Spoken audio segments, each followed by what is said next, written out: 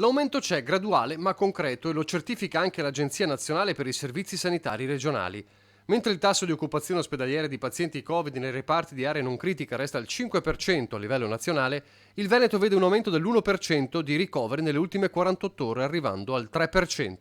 Il fenomeno è sotto controllo, e lo vediamo, la curva è decisamente più bassa rispetto, agli andamenti e le altezze che vediamo nelle curve precedenti, ma una piccola crescita c'è stata. Quindi in termini assoluti tutto sotto controllo, in termini relativi invece sappiamo che se dovessimo andare ad incontrare una nuova ondata, quella curva tornerebbe alta, cioè niente di nuovo sul fronte, quindi di nuovo sono i nostri comportamenti che fanno sì che queste curve si alzino o si abbassino. Non è il virus, siamo noi che dobbiamo tenerlo sotto controllo.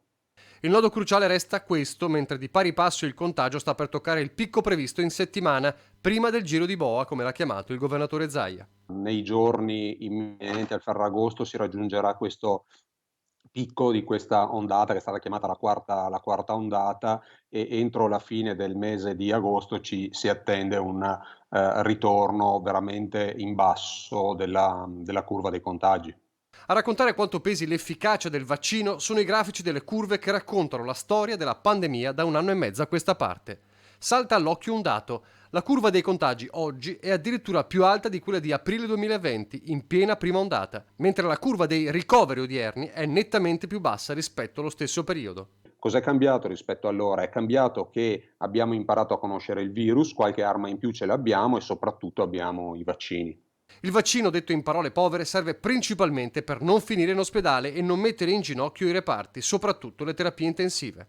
Anche qui vediamo situazione sotto controllo, ma comunque una leggera crescita anche della terapia intensiva a fronte di un aumento repentino del contagio. Delta al giro di boa, resta il problema delle altre mutazioni, ma anche in questo caso l'arma esiste.